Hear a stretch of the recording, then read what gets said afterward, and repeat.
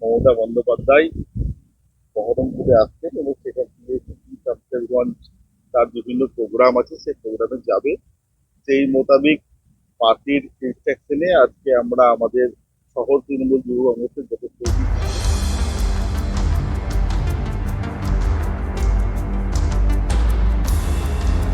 Little বাইরে নিয়ে আমাদের তৃণমূল কংগ্রেসের কর্মীদের উপরে চড়াও হয়। সেই সময় এলাকার সাধারণ মানুষ তাদের প্রতি প্রতিবাদ জানায় এবং তাদের এলাকায় একটা বাবুল ঘোড়া নামে একটা ক্লাব,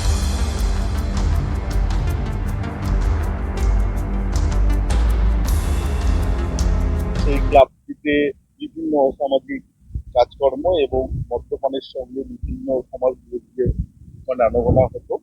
সেই মোতাবেক এলাকার মানুষজন এবং তৃণমূল কংগ্রেসের কর্মী সহ সাধারণ মানুষ সকলে গিয়ে সেই ক্লাবের উপরে চড়া হয়।